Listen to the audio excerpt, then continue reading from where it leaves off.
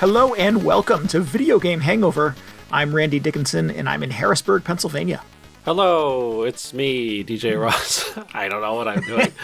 I'm in Mountain View. How's everybody? It's good. It's good. I'm glad it's you. I would be worried if it was someone else. It's still me. Yep. It's me again. Yeah. Every week. Each week. Seems like It's just me. Each week here on Video Game Hangover, we talk about the games that have been keeping us up at night. This week we're playing Paradise Killer and Mutazione. Mutazione. Yeah. I don't know if you're selling the just Italianness of the game you're playing. I don't know how essential that is to the actual experience. But I can explain a little bit when we get there. But okay. Yeah. I don't want to oversell it. I don't want to over flourish it and turn it into something kind of cartoony. But Mutazione. There we go. Yeah. Hey, yeah. That's spicy mutazione. It's a spicy meatball. Yeah. Mutazione. Yeah. I hope Charles Martinet voices every character in that game. It's distinctly possible. I haven't read the credits. Well, we'll see. We'll see where that lands. Yeah. Nice. Yeah. So, how's it going, DJ? How's things? How's life? Oh, it's great.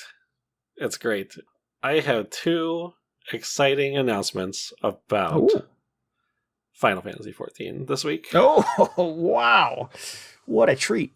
It's funny that I know. I say, how's life? And you talk about Final Fantasy XIV. Look, I just want to point out. Look, I can't go outside. Fantasy XIV isn't your life.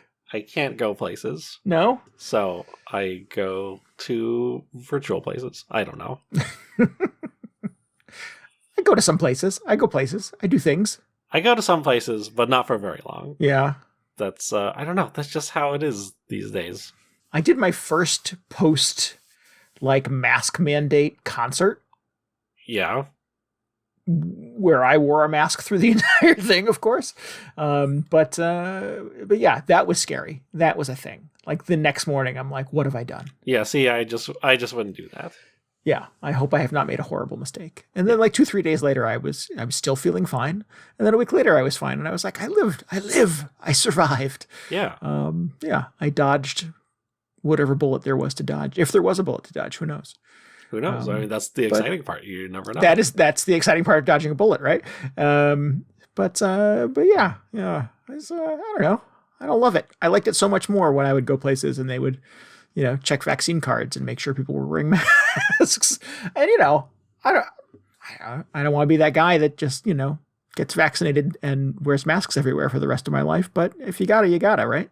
Oh no, I'm that guy. I'm gonna be the last person who gets this thing. I've already decided.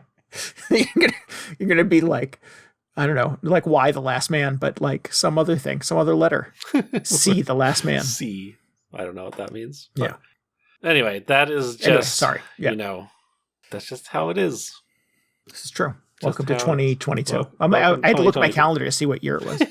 Doesn't even matter anymore. Why do we even number them? It's just April back to Final Fantasy XIV. Yes, back to my life. First point of news. Once again, I have completed the most difficult Savage raid in this game after months of work this weekend. It finally happened. I got the dream party together and we did it. We beat the boss. Wow. Everybody's very excited. The weird thing about this time is that if you remember, there are typically 4 bosses in these end-game raids. I have not actually completed the entire series yet, because what happened is I ended up beating the 3rd boss. But I am just chalking it up as a win, because generally, this time around, the community has pretty much unanimously agreed that the third boss out of 4 is the most difficult one this time. For some inexplicable reason, they just like messed up the balancing. So what happens is everybody gets into this thing.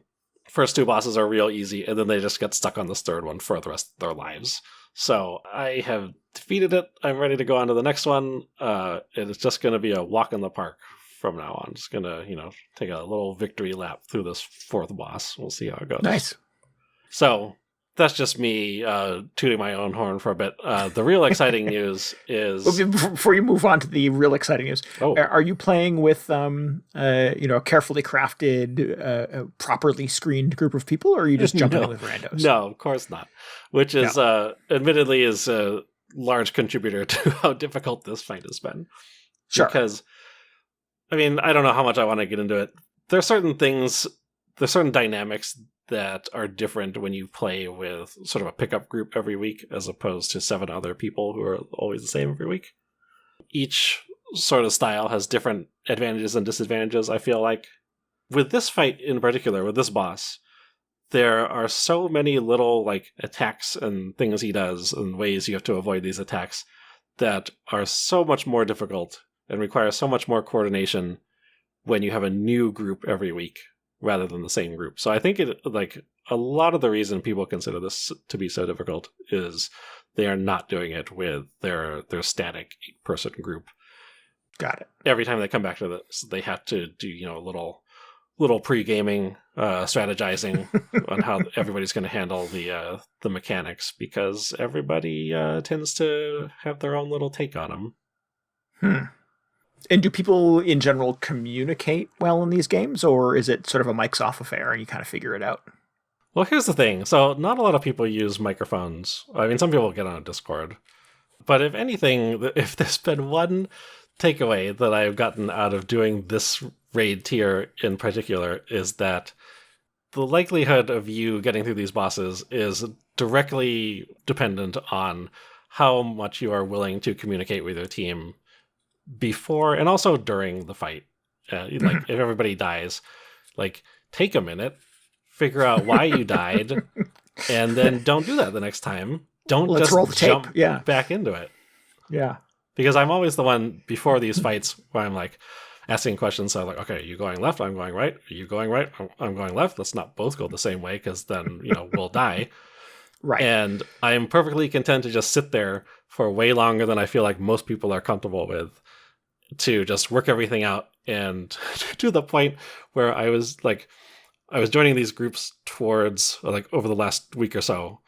And at this point, the fight has been out long enough where people, a lot of these strategies are starting to just become more standardized. So I would join these groups and they'd be like, hey, welcome to the party. And then they just paste 4 or 5 lines of okay, for this part, here's where we're going, here's where you're going. And then there'd just be 5 or 6 different diagrams of where to stand during specific phases. So it's okay. Oh, excellent. It looks like, I don't know what it looks like. It looks like a bunch of football diagrams or something. Mm-hmm. But except for it's a video game. Yeah. But they're prepared. They're prepared and they're communicating. That's impressive. Yeah, I was these people have figured it out, because I would join groups. The very first group I joined, immediately just put a countdown okay, we're starting in 15 seconds. It's okay, well, might as well, but I don't have a good feeling about this group. I'll see you guys back here in about a minute and a half. Yeah, so it's so After nice we're all dead. to find a group that is just willing to put in the extra effort, and really it's not that much effort. Just a few minutes in preparation will save you so much time and anguish in the long run. So I don't know what the hurry is. But anyway, so please just plan ahead, analyze, and learn from your mistakes. You can apply that to anything you do in life, even stuff outside of Final Fantasy XIV. Important life skills we're teaching you here. Yes, just don't be afraid to ask questions. Yep. So piss poor planning yields piss poor results. Yeah, there you go. If there's any uncertainty, it's your job to make sure there is no uncertainty. Yep. Anyway, Yeah, That was the bigger news. The bigger news that is very exciting, and I think, applies to many more people outside of just the Savage raiding community, is that there's a new update to the game out this week. It's actually in maintenance today, so I haven't gotten to try it yet, but by the time the show comes out, it will be available. And I've sort of hinted that this might happen in the past. I mean, I suspected it might happen, but until recently, we had no idea this was happening this soon. But with this update, you will now be able to play the entirety of the base game up to the end of the original campaign by yourself without other party members. So if you have some hangups about like going online and grouping with people, if you're just not able to fit that into your schedule, or for whatever other reason that just did not appeal to you, you don't have to do that anymore. They're adding, or rather they're expanding this feature that they included in the most recent expansions, all the way back to the first expansion, or not even really the expansion anyway, so just the base game. But you can now go in and do all these dungeons and boss fights with a group of AI party members. Oh, neat. Which means, I mean, it's more or less an offline Final Fantasy game at this point. I mean, you still have to connect to the servers, and you'll still see people running around. They took one of the M's out of MMO. Yes, yeah, that's right. Yeah, that's right. I had to think about that for a second, but that I mean, they kind of took both M's out, really. But yeah. Interesting. Yeah, kind of a weird flex. I think it's very cool. Yeah. So one caveat: there are still 2 expansions in between this one and the most recent ones that don't have this feature yet. But they have said that over the next couple of updates, which should happen about 4 and 8 months from now, they will be expanding it to those expansions as well. So within the year, you should be able to play like most of the main storyline of this game just by yourself on your own terms, which I think is really incredible. Yeah. I mean, even for someone like me, who has a great time jumping into these multiplayer dungeons with people and fighting these bosses, like sometimes I want to just do it with a bunch of computer players. So maybe the pacing is a little lighter. I can try out a new job I'm not used to playing. I can just mess up horrifically and nobody gives me a hard time. Yeah, that's good. Just very low pressure environment. It's a nice alternative. And sometimes you're not feeling super collaborative or super social, and you just kind of want to play a video game by yourself. Yeah, exactly. Yeah. I mean, you're my friend who has played Borderlands, I believe 1 and 2 solo. So I did. Yeah. I can't imagine playing those games alone. So the fact that you, correct me if I'm wrong, prefer to play Borderlands solo, I think, this feels like it's kind of designed with that mentality in mind, maybe. Yeah, that's an interesting comparison. I wasn't totally thinking about, but yeah, there are definitely some of the same reasoning that I would give for preferring Borderlands solo. I could definitely see applying to this as well. Yeah, like sometimes you don't want just 3 other people in there playing the game for you and like running ahead while you're still trying to just like get a hold of your bearings and figure out what's going on. I have 6 million guns I have to compare to each other. Yes, exactly. 2 at a time. Yeah. So anyway, that cool. I'm very excited for that. And while like the funny thing is, I don't know how much I'm just going to go back and replay all that old stuff with the. That was my next question for you. Yeah, does this warrant a reset for you, or a replay? I guess I'm probably not going to do the whole start at the beginning and just go through to the end again. Yeah. But who knows? Maybe sometime I'll just feel like hanging out in one of those old dungeons and. I'll be feeling a bit antisocial, and I'll just call up my computer friends or AI friends or whatever. Cool. Yeah, so I think that's cool. I mean, it's a surprising turn of events. Yeah. Yeah. The producer-director actually said that they do a lot of market research, and one of the largest reasons people cite for not really being interested in playing this game is the fact that it is an MMO. So they said that was part of the reason why they wanted to rush out this feature, or not like rush it out, but start rolling out this feature to the rest of the content where it's not available yet. So I think that's cool. It's, if it gets more people into the game, I think that's great. Yeah. Yeah. Well, and there are, arguably more Final Fantasy games that people have played solo than multiplayer. Is that accurate? That's probably an accurate statement, right? So, yeah. There's probably a contingent of the gaming public who considers Final Fantasy to be a solo experience. Yeah. And now this one is too. And now this one is. And then soon the rest of the expansions will be as well. So just add that to their collection of offline games, or single-player games, rather, because, it's still online. Excellent. Anyway, that's my exciting news, my exciting life news this week. Well, cool. What have you been up to? I finished Guardians of the Galaxy. Oh. Yeah. Do you guard the galaxy successfully? You do, repeatedly. Yeah, you save the galaxy quite a few times during the course of this video game. Yeah. It does what it says on the tin. So that's pretty impressive. Yeah. Incidentally, I always thought, I had heard of the Guardians of the Galaxy because I was into other Marvel stuff before the movie came out. And I always had a very different picture of who the Guardians of the Galaxy were, because that sounds like you got to have some serious qualifications if you've been appointed one of the guardians of the entire galaxy, right? Yeah. You would think. Yep. And then I saw the trailers for the movie. I was like, oh, it's just Chris Pratt and a bunch of weirdos and a raccoon. Yeah. Well, I think that's sort of the gag, right? Is that they are no one's first choice for saving the galaxy. They are a fairly ragtag band of idiots. Right, and yet it falls to them somehow. Correct, yes. Yeah. Anyway. I'm glad you're able to, live up to the title. Yeah. It's they are indeed ragtag, yes. There's I think it's fun that this is a fairly a well-trodden video game and comic book trope, is that, inevitably the big work falls to the least qualified people to do it. Mm-hmm. And they somehow pull it off because of teamwork and, love and mutual respect, or all these other things that, you can jam into a video game. So yeah, it's kind of fun to sort of root for underdogs, and they are very much, not the brightest collection of people, but they have complementary skills. They have complementary personalities and abilities that sort of pool together in a way that is convenient for the situation. Yeah. I mean, what an exciting treat to sort of see, one of these big AAA video games through to the grand finale.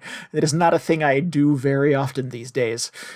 So to get to kind of credit roll and see a New Game Plus option pop up is a rare treat. So, I like this game a lot. As if you couldn't tell from last week, I would highly recommend. I think it was a lot of fun to play. I was quite hooked on it. It's got some fun twists and turns in it. It's got a pretty good heart. Some really good character development and writing that it absolutely doesn't need to deliver on, and does. I think the end, unfortunately, does sort of climb up its own comic book butt a little bit too much, in that it gets big fake out. Oh, this person you thought was the villain it's actually another villain, and then there's one more villain, and that villain is sort of like a mutant cross pollination ripoff person from somebody else's, a corner of their personality has become a sentient. It's just, it gets turned into a lot of nonsensy comic book stuff, and I'm like, I truly have no idea what's going on. That's and about I'm Googling. The point when I check out in any comic book, when they're in space and there's some extra dimensional being. It's how do we get from Peter Parker swinging through New York City to here? At some point I just stopped paying attention.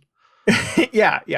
And I'm Googling, Marvel wikis, trying to figure out who the character is and what it means, and who this other thing, I'm not going to get into spoilers here, obviously, because it's fun to play and to sort of see the reveal. Mm-hmm. There's 100 years of Marvel comic books. There's a lot of variations on what these characters' stories are and have been. And this Guardians of the Galaxy video game is but one of those. So sure. Marvel wikis were not super helpful in me trying to deduce, where am I in the timeline? Is this is this canon? Is this not canon? So I don't know. I ended up reading sort of bios of some, oh, that's kind of interesting. Oh, that's really neat. But it didn't necessarily help me sort of suss out exactly what was happening in the final moments of the Guardians of the Galaxy video game. It's kind of a fun aspect of just having such a long-running sort of comic universe, though, is that you get all these different sort of... Well, I guess in some cases they are different takes on the characters, but they get up to different things in each storyline that maybe it's a rehash of something that happened before, maybe it's like a new perspective on it, or maybe it's just something completely different, which is fun. Yeah, I could see that. I don't know. Had I known more about this, I don't know if it would have necessarily had helped me understand what was happening at the end, or if it would have just been like, oh, that's not how it's supposed to be in the comic book. Yeah, because that's not fun either, right? Right. I am at a point where I know enough about sort of Batman and Batman lore that when I saw the new Batman, I was like, well, that's not how that character is supposed to be. I'm like, oh no, I'm one of those people now. Oh no, what have I become? Exactly. So yeah, that sort of nagging complaint about how they chose to sort of frame the ending, notwithstanding, I had a really good time with this, and I've heard sort of Square Enix say that it was a bit of a disappointment. Although I've never heard Square Enix say that any video game has lived up to their no, seriously, these are the their Tomb lofty Raider guys, standards. right? They're just like, oh, another terribly performing Tomb Raider game. Just throw that in the trash. And a mere 13 by the way, million we'll copies. make another one immediately. Exactly, yeah. So I don't know how well Guardians of the Galaxy sold, whether or not there will be more of these video games, but I hope they make more. I had a lot of fun with this. I think it's quite entertaining. I enjoyed sort of being a part of their little world for 20-something hours. It was a good time. So definitely would play more Guardians games if they made them. You gonna check out that Avengers game now? I am absolutely not going to. Oh, come on. No. No. I've heard that's not good. It's got Nolan North and in it. It is the least interesting Marvel thing as far as I'm concerned. Yeah, no, I agree with that. Yeah. I think it's too bad. I mean, as kind of bizarre and unique as the MCU is, it's unfortunate that it feels like those versions of the characters have just been like canonized for so many people. And you saw it with the Avengers game where they showed it off and they're just like, who are these guys? It's like the budget, like Avengers stand-ins. And I think you got that a little bit with the Guardians game as well, because it's not Chris Pratt and Zoe Saldana or whoever. Right, yeah.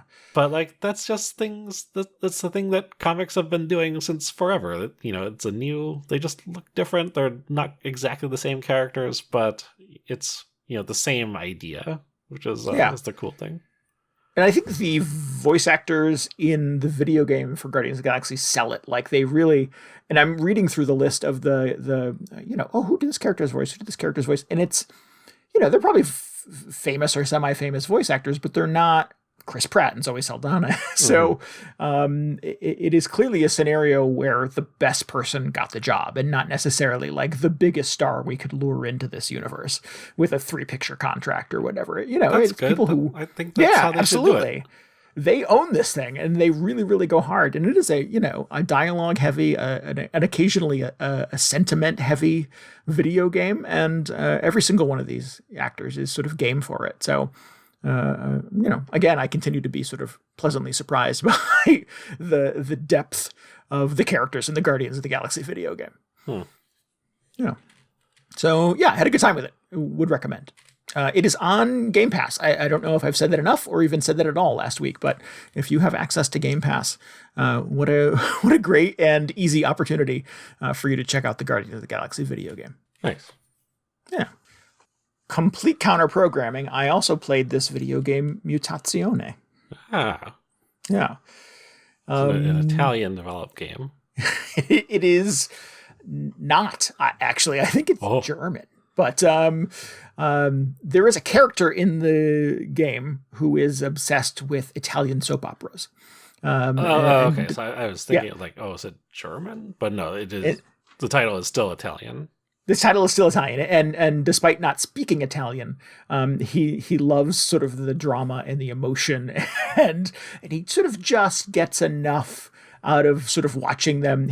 I think he says they wave their arms a lot when they get very excited in the video in the soap operas, and just he finds himself watching episode after episode after episode, and just completely lured in by how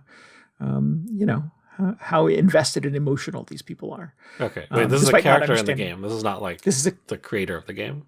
Correct. This is a character in the video game. So Mutazione is an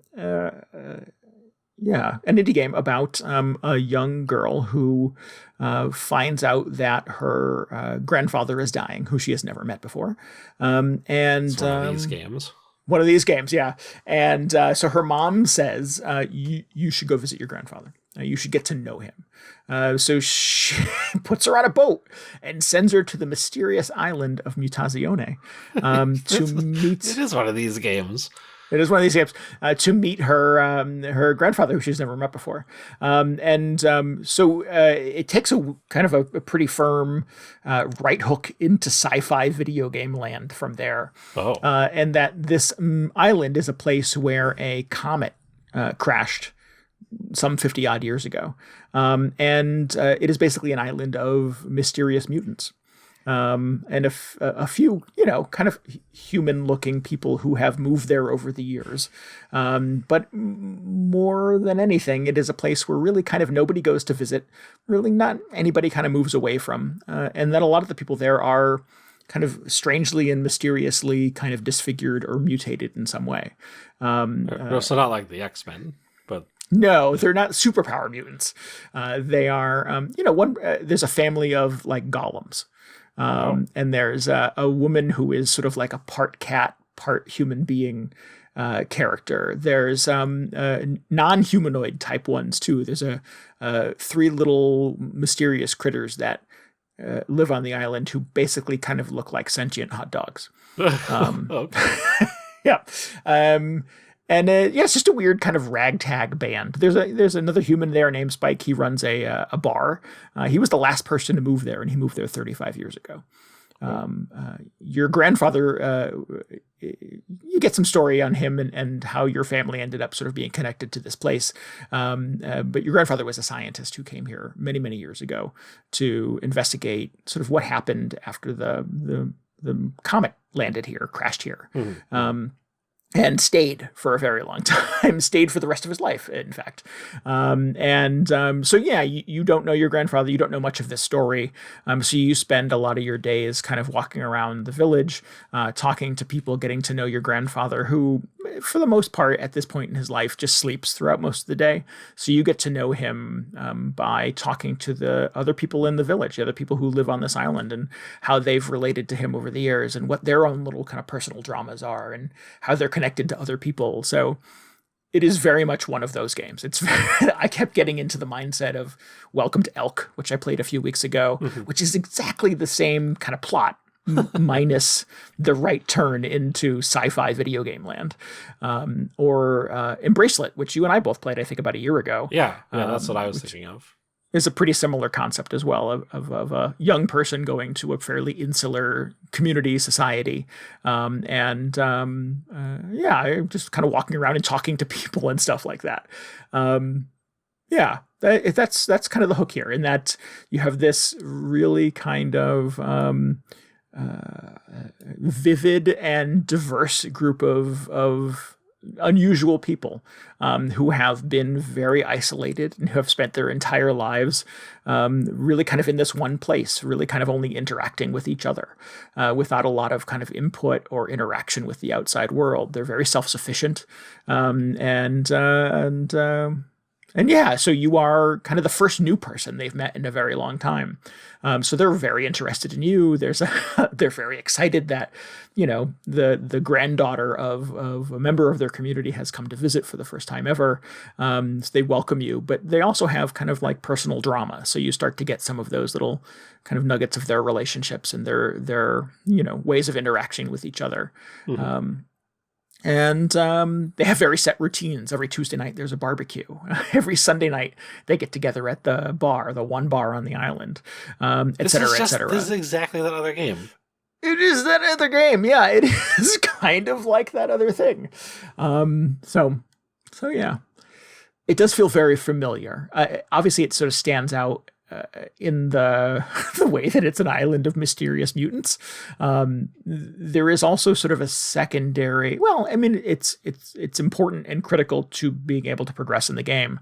But your grandfather is this kind of like almost kind of shamanistic kind of figure on the island. Okay. He was responsible for all of the self-sustaining like crops and growth and gardening and they didn't really have medicine and stuff like that, but your grandfather could grow specific plants that would heal people or would et cetera, do other things. Wait, that would like magically heal people, because there's a little scientist. bit of kind of magic to it. Yeah. And as his health has failed, he's not been doing a lot of that. So when you get opportunities to interact with your grandfather sort of at his bedside, he teaches you how to grow crops and how to tend gardens and what kind of plants grow in specific biomes. And so you go off and you find seeds and you plant them, and your grandfather teaches you mysterious songs that you can play that make things grow faster. Okay. So you get a cool little video game hook that allows you to like get years of growth on a plant that would, take years and would happen, in a few minutes in video game time. So yeah, you are sort of solely responsible as a 16-year-old girl for all of the horticulture that's happening on this island.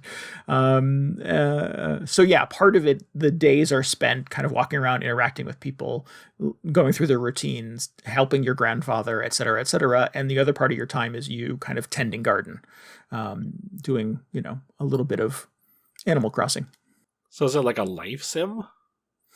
Whereas every day is like a new day into the plot or something. It's pretty plot driven.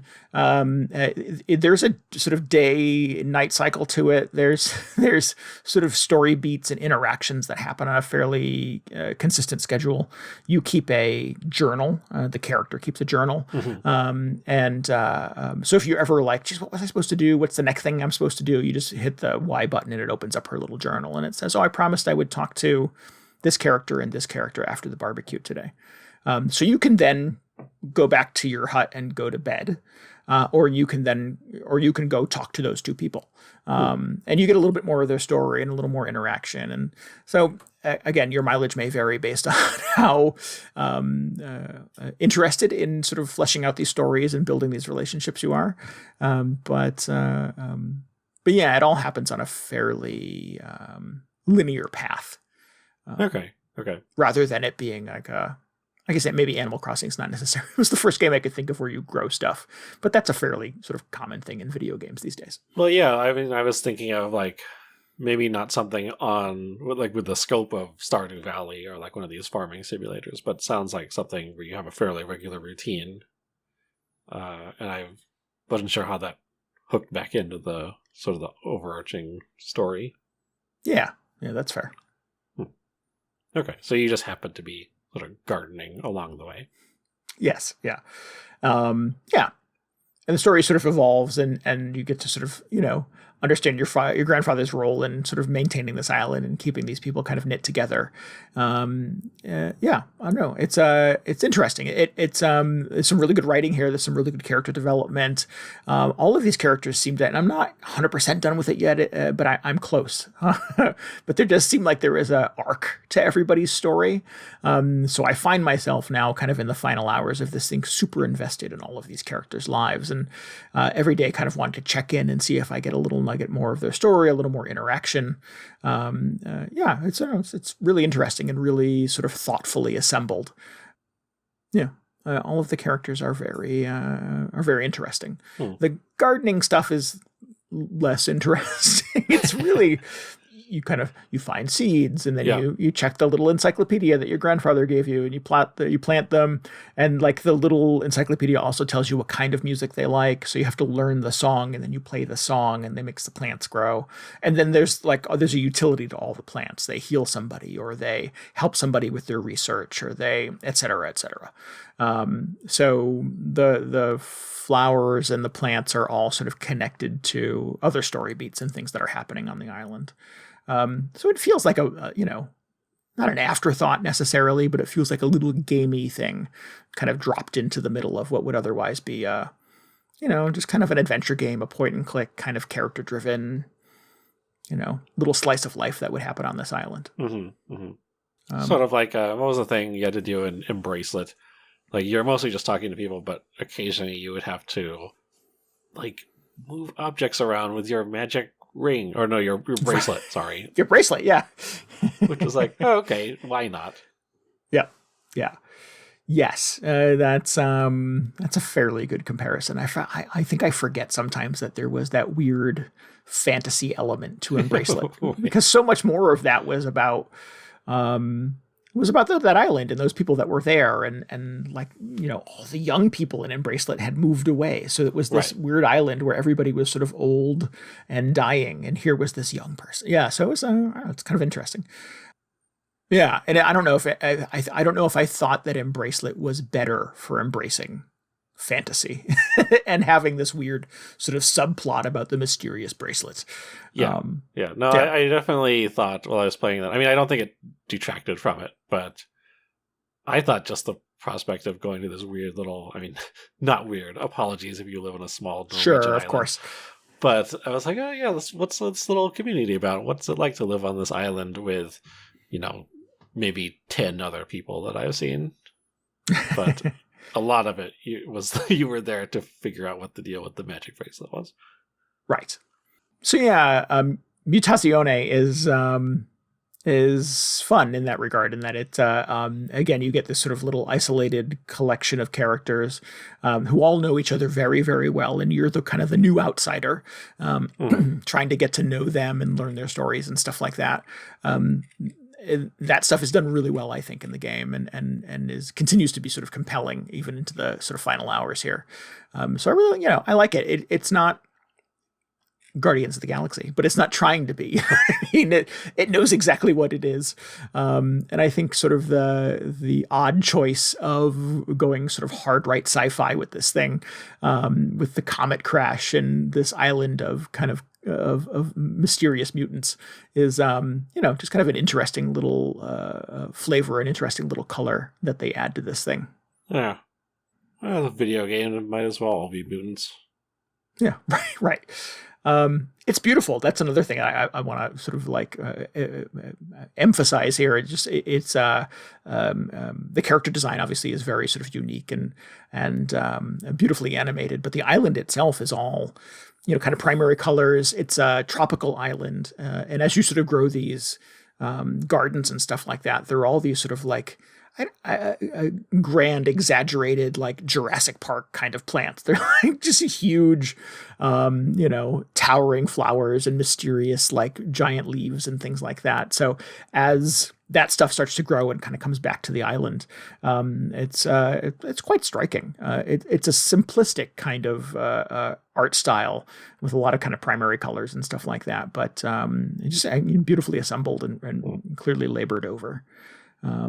And I like the music too. The music's really great. It's cool that the music obviously plays a part in sort of getting the crops to grow. But there's a lot of just sort of incidental music. A lot of the game is you basically kind of Xing your way through conversations and making slight choices and how you respond and what questions you ask and stuff like that in terms of follow-up. So there's a lot of like background kind of conversation music, but it's all really well done and kind of ambient and twinkly, but sometimes has these kind of swelling kind of like almost jazzy beats to them. Soundtrack's great. The soundtrack is on Bandcamp. Would recommend as well. So yeah, I don't know. I've had a lot of fun playing it. It's been this kind of fun little like, wow. It's weird that there is this kind of subgenre of video games about mysterious islands where isolated communities kind of live, and they almost always have you kind of in the shoes of an outsider who comes to that place. Yeah, I don't know. I kind of dig it. I'm into it. Yeah. Somebody's got to be working on the big Venn diagram where one of the circles is like mysterious isolated society and the other circle is like dying relative, and Mutazione sort of gets both of those kind of overlapping exactly. In the middle is just every game by Annapurna Interactive. Yeah, you're probably not too far from wrong, actually. On that. So, Is there so like kind a of unusual. music game component to the like? What form does the music actually take in this game? Do you just have to pick the right song? You just kind of have to pick the right song. Your grandfather teaches it to you. You have his mysterious sort of tribal drum that you sort of like Oh, tap out beats on. But then the music sort of takes over and it kind of swells and it plays the whole theme and stuff like that without you. It's not a music game or a beat matching game or anything like that. okay. You just start the song and the game kind of takes over from there. All right. So, not going to be giving up my Hatsune Miku anytime soon. No, nobody hands you an ocarina and you've got to play the right notes. It's nothing like that. Well, Yeah. that would be contrived. Yeah, so kind of unusual title. It means mutation in Italian. The only kind of Italian thing in it is the one character that's obsessed with these Italian soap operas. So it's weird that they chose that as the title. But so be it. So I was picturing this would be like some island off the coast of Italy or something, but it sounds like that's not even the case. No, I get the impression that it's a tropical place. Okay. I guess some of Italy kind of is, right? It's on the Mediterranean. A little bit, yeah. It could be. I don't know. I'm not sure. Just in Sicily. But it is titled in Italian. So I guess maybe that makes it a little easier to find in the eShop. I'm playing it on the Switch. I believe it's on other consoles as well. Cool. But yeah. So Mutazione, Mutazione. Nice. Well, speaking of weird games that take place on an island, are you ready for the full expose on Paradise Killer? I am. I have been, well, so am I. So who can give that to us? I don't know. Oh. I spent a lot more time with this game since the last week. And you still kind of don't know what's happening. Well, so I was expecting to come to this episode. I mean, if you listen to last week's show, I was like, by the way, I'm playing this game. It's a lot, so I'm not going to talk about it yet. And here I am again, after playing significantly more of this game and picturing that, okay, I'm going to just lay it all out there. This is how Paradise Killer works. This is what it's about. And I don't think I still am not quite at that point yet, but I I do feel like I have a general idea of what's going on, and it is still very, very good. So, but Paradise Killer, just to get the checkboxes out of the way, it is essentially a first-person detective adventure game where you go around and you talk to people and you collect clues because a crime has been committed and you are the investigator and you're trying to get to the bottom of it and gather enough evidence to draw a conclusion and figure out who is the culprit. So it's a bit like in all the sections between the courtroom sequences in Ace Attorney, or it's like, what's the other detective game? And the game I was thinking of was Murder by Numbers, which is more or less just Ace Attorney again. with what were the puzzles in that game? Picross puzzles, right? Yeah. But a lot of it is like maybe an old PC adventure game where you just go from area to area and you sort of like look for clues and interview people. So it sounds like pretty common game format. The thing about Paradise Killer, though, is it takes place on this insane like vaporwave 80s retro island where nothing makes sense. And I have here the text from the opening crawl, and I just want to read it to you and to our listeners because this is how they set up the game.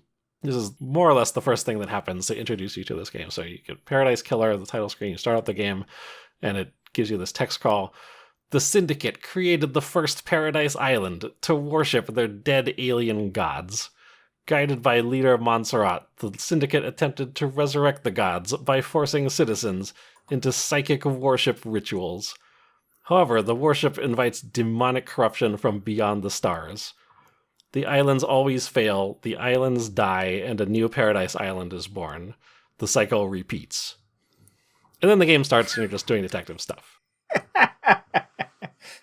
So that is insane, but Yeah. like it's a lot to take in the first like 60 seconds of What happened a to a video long, game. long time ago in a galaxy far, far away?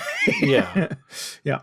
So you play as this character, Lady Love Dies, who is a member of the Syndicate who has been exiled for some event that happened quite some time ago. So she's been in exile for 3 million days as these Paradise Islands are rising and falling, and she is called out of exile because it's getting towards the end of the current island cycle, and these things are just routine at this point, except in this case, on the eve of the end of this island, a horrible crime has been committed, and she is the investigator, so they need her help to solve what's going on so they can all move on to the next island in peace. So then you just go about your detective ways and start gathering up clues and interviewing people. The entire cast in this game is made up of just the weirdest group of characters. I don't even know where to start. Like, do I start with the characters? Do I just start with the setting? Because the setting, like, it's very... like, if you've seen... I don't know how many people listening to this are familiar with Vaporwave. I'm sure they've seen some examples of it, but maybe they don't know that this is, like, a thing. I don't know how you describe it. I don't know if you're especially familiar with it, but you imagine there's, like, some weird pop album cover from the 80s or 90s that's got the computer-generated artwork of, like, it's usually some shiny cube or sphere and some palm trees, and the floor is all the, like, black and white checkered tile or something, and there's a sunset in the background, just that whole aesthetic. Yeah. I think when the other Outrun is the other Outrun, sure. Label I get for that kind of vibe, where it's a lot of kind of like, kind of neon pinks and turquoises and sort of a Max Headroom kind of digital grid behind it. Yeah, exactly. So the whole time there's like this goofy pop jazz playing, a lot of saxophone, borderline elevator music. Mm-hmm. But since the 80s, there's been kind of a revival, or an attempted revival of this thing, or maybe less a revival and more of like a celebration of just like, hey, remember whenever it was making like weird music that sounded like this? What if we just did that on purpose? So the entire game basically takes place on an on an island that you would see on the cover of one of these albums. Right. Yeah, I think that's fair. And just everything in this game looks like that. So, there's like weird sunsets, and whenever you go on this island, of course there are palm trees, but there are also these enormous statues that look like they were rendered by some computer in like 1995. Whenever you look out across the sea, there'll just be like the silhouette of a huge pyramid, and you're like, that kind of makes sense, like, if I just acknowledge that I'm in a weird album cover and that is just reality. Sure. So, incredible setting. There's really nothing like it in any other video game, or just, I don't know, maybe any other medium up to this point. Of course, the soundtrack all sounds like that, which is also incredible and just a complete delight as you explore around this island. It's just so weird.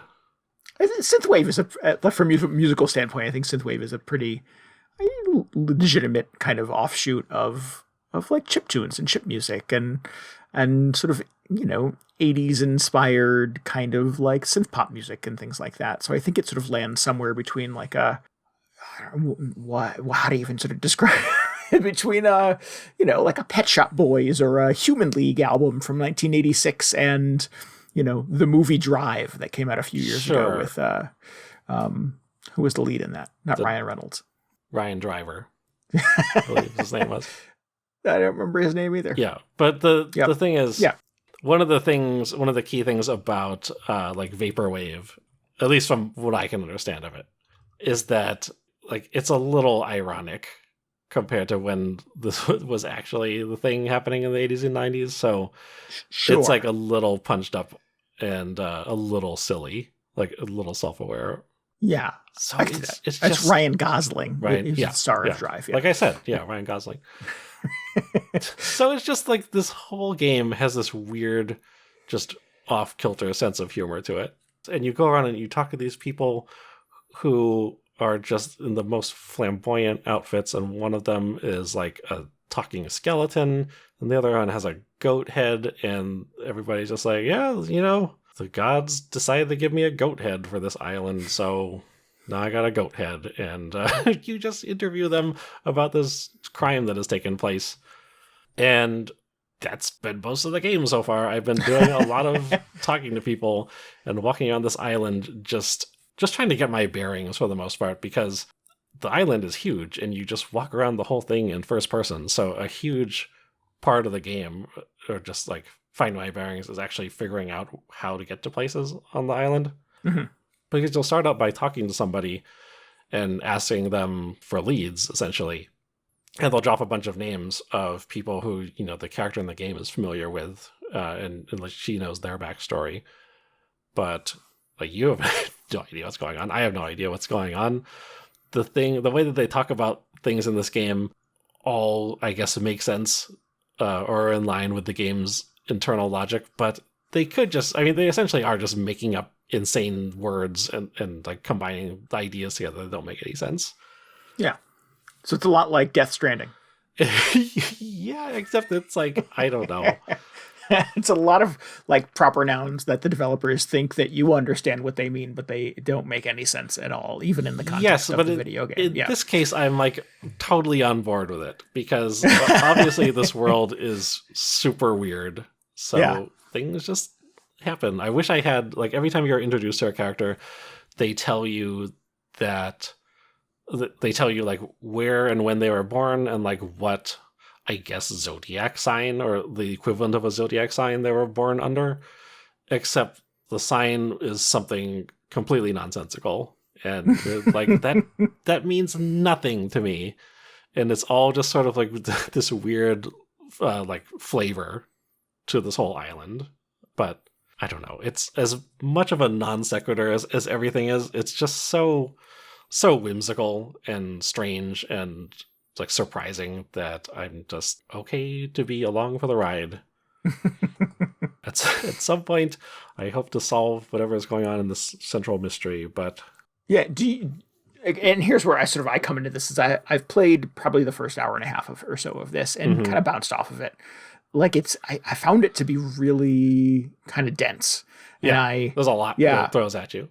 Yeah, and I wasn't quite feeling it. I didn't find the mystery compelling. I didn't really find any of the characters super compelling, and I was like, all right, maybe this is not for me. Like, it's beautiful to look at. I love the soundtrack, but I don't have like an appreciation for what's going on. I don't find sort of the process of investigating this murder to be compelling. Do you find it compelling? You've certainly stuck with it longer than I have. I find that I go back and forth on it. From a pure, like, sort of investigative gameplay point of view, it's maybe not incredibly interesting. I feel like a lot of the time I'm just talking to people, and they, as you talk to people, you sort of collect these keywords, or mostly the names of different characters who you can ask them about, and they will tell you what they think about them. So it's like, that's like a lot of other games. And thankfully, all of the information you acquire is meticulously organized into this database, which you carry around with you. So you have like the whole cast of characters, and then you can click on each one of them and look at like whether they have an alibi, or whether somebody else has something that contradicts their alibi, or just like everything, every detail that you've come across so far has been recorded for you. And thank God, because if that was not in the game, I would just be completely lost. And I think because of that, it's actually like I'm able to keep up with it and kind of generally figure out what's going on, and I have some idea of where to go next. But at the same time, it feels like there's not a whole lot of like agency, because I'm just kind of stumbling onto the next character who I haven't met yet, and then I just go down the list of things to ask them about. Occasionally, you will be given sort of a choice of things to ask them, and I can't tell if that has any bearing on like the direction of the conversation, or if it's going to change the outcome of the game or whatever. I don't know if it would really make a difference to me either way. Like, I don't know if this game has multiple endings. I've been trying very hard to just not look up anything about it because it is so weird. Like, I have no idea what could happen. The only sort of inkling I have as to how the game might conclude is at the start you're talking to, I think the guy's name is just Judge, and he is the embodiment of like justice or something on this island. And he's the one who tells you go out and interview these people and figure out what's going on. But in that same sort of conversation tree, there's an option to just start sort of the final trial. And if you do that, I was just kind of clicking blindly because I was like, is this what I'm supposed to do at this point? Let's find out. And he says, okay, so have you collected all your evidence? Are you ready to make a decision? It's like, oh, wait a minute. No, I'm not ready for that yet. So it feels like at some point you have to come back and, make a case based on everything you've gathered up to that point. So I'm really just like going down the list of all these suspects until I feel like I'm ready to go back and I have a good picture of what happened. I forget what your original question was at this point. It was like how much I'm into the investigation. So okay. Right. So I think it's fine. It's a fun ride. There are definitely points where it feels a little easier to follow, or it makes a little more sense because, like, at one point you find some like guards have been murdered. And you do a surprisingly grounded sort of analysis of the crime scene. You go, okay, so here's what their injuries look like. It was probably done by this type of weapon. Who would have this type of weapon? So that's like, okay, that feels like sort of detective stuff. That's like, I think that was an LA noir or whatever. But then you go. But can you get it wrong? Can is there a possibility that you can misinterpret or misanalyze or miss a piece of a clue or of evidence and then spiral off into an incorrect accusation, or does the game not allow you? Yeah, well, because it was about to let me just declare not a suspect, but accuse somebody of murder. Yeah, it was about to let me just accuse somebody at the first 5 minutes of the game. So who knows how that would have gone. Gotcha. But like for the most part, I feel like clues are coming together and make some sort of logical sense. But you do have to sort of put up with these weird like leaps that the game throws at you sometimes, and mostly it's due to the fact that these are all these weird immortal characters who exist on this island that gets destroyed over and over again. Like at another point, you're trying to track down there's like some prisoner who they've had in detention because you want to go question him, and they at one point they escape from their cell, and you're like, oh, mysterious. How did he get out of his cell? And the person you're talking to was like, oh, well, we had him sedated, but it turned out he was also possessed by a demon. So like an hour before this crime took place, the demon just asserted control of him, was able to get out of bust him out of the cell somehow. And like stuff like that just happens. And you go, okay, well, I guess that makes sense because that is something in the context of the game in this weird like vaporwave world. Right, yeah, a perfectly reasonable explanation. Yeah, like I probably would not have drawn that conclusion if they hadn't explained how demonic possession works. Another point, they just tell you so matter-of-factly. I think it's like, oh yeah, amnesia, a frequent side effect of demonic possession. I'm like, oh, I didn't know that, but I'll remember that now in case that is pertinent later on. You need the little Walking Dead thing up in the corner where it's like, DJ will remember this later. Right. So yeah, you end up having to, I mean, the game explains there are a lot of weird rules that you would probably not be able to intuit just starting out. But it all kind of makes sense. Like, I'll allow it. It makes a lot more sense than Death Stranding did in a weird way. There's your back of the box quote, guys. I mean, that could be on the back of any box. This is true. Yeah, and it's not a very exclusive club. Yeah. But anyway, so it's like it's kind of weird because it does just feel like I'm going around and talking to people, and like the story is just playing out. Like I don't have a whole lot of influence over it. So at some points it feels more like a visual novel maybe than like a detective game. But I'm kind of okay with it just because the writing is so entertaining and the characters are so bizarre. And it's just fun to explore the island because who knows what's going to be around the next corner. Real strange. Real strange. Well, cool. I'm glad you stuck with it. Certainly longer than I had. I was intrigued, but just did not get me in the opening hours. I don't know. It does seem like, it could potentially be a little dry because it's just a lot of character dialogue boxes. But I don't know. It's just I'm so hooked on whatever weird world they're building here, and like how everything works. It's whenever you got just a little more detail into like, what's wrong with these islands? Why do they have to keep remaking them? Is the next one going to be the one where it finally works? It's just the world in this is unlike most other video games that I've played. Cool. Oh, excellent. I can't remember the last time I played a game that felt this open-ended. It reminds me a lot of Return of the Obra Dinn, which is that other sort of investigative mystery game. Oh, yeah. Where it didn't really guide you, and it was up to you to just piece clues together from the stuff you encountered. But that game, in comparison, that game was so structured compared to this, where they just let you loose on this island, and they're like, okay, gather clues or don't. You could just end it immediately and probably put the wrong person in jail or whatever they end up doing to them. Have you played enough of it to formulate, no spoilers, formulate a theory on who the responsible party is? Well, I have some suspicions, but that's mostly because when I talked to some people, they were acting sketchier than other people. I couldn't tell you what exactly went down on the night everything happened. Yeah.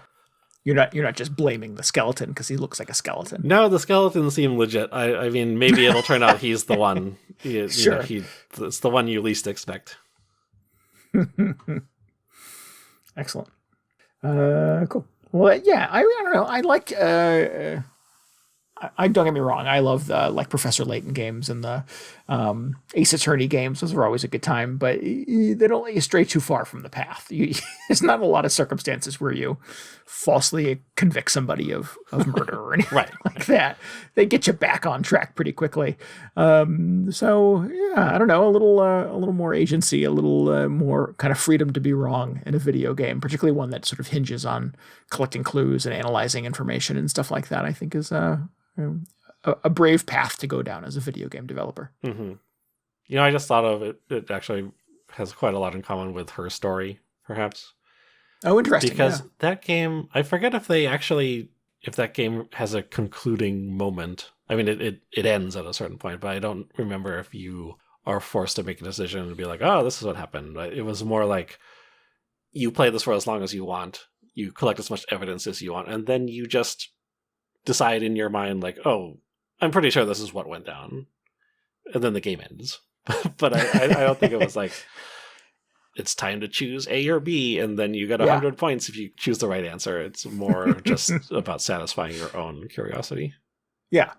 And they don't do that by sort of overtly telling you, correct, you got it right, good job. Yeah, and I think, so I don't know how this ends up concluding, but I don't know, maybe they'll just go along with whatever I decide at the end. That would be interesting.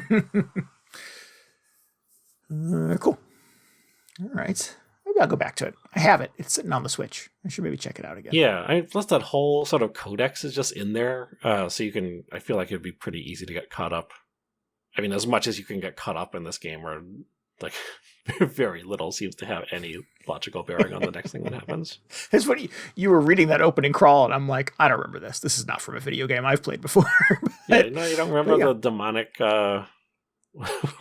demonic corruption. Oh man, it's good. Yeah. All right. Well, what an interesting collection of video games we've played this week. Yeah, I'm just so impressed that it's so out there, and they're just so confident in everything they're doing. Like, it's such a, like, everything about this game is so bizarre, but they're fully owning it. Like, they're aware that all the characters are completely weird, and they have presumably a really interesting story to tell. Well, that's the way to do it. If you're going to do it, you got to own it. You got to go all the way down that road. Yeah, and they are certainly doing that. Good. That's great. Cool. Well, let's wrap this thing up then. If you need any more video game hangover in your brain, you should follow us on Twitter at twitter.com/VGHangover. And you can always get show notes and links and tell us what you thought about this episode at VGHangover.com. We would love for you to hang out with us on Discord, chat about video games and stuff. You can get a link to that at VGHangover.com as well. Please subscribe, rate, and review us on Apple Podcasts, Google Podcasts, Spotify, YouTube. Hey, Amazon Music is a thing that we're on now. Yeah. Or anywhere else you can get a podcast. Type in Video Game Hangover if we show up. That's cool. Subscribe. Yeah. Help us out by telling your friends about the show. That's probably the best way you can help us out. Tell all your friends to go download us on Amazon Music. And also, I don't know anybody who uses Amazon Music, or do I? Yeah. DJ and I don't have an Alexa device, so is it one of those things where you can say the thing that I won't say here because it probably will light up a bunch of shit in your house right now, but can you say, hey, magical computer, listen to Video Game Hangover, and it will? Yeah, that would be exciting. Help us out. Tell us if that's a thing. While you are figuring that out, we would like to give thanks again to Protodome for our intro and outro music this week. Please head on over to protodome.bandcamp.com. You can listen to some more of his albums there and maybe buy one or two. Yeah. We'll be back next week. Until then, this is Randy Dickinson. This is DJ Ross. Thanks so much for listening to Video Game Hangover. Goodbye. Good night. Have a good one.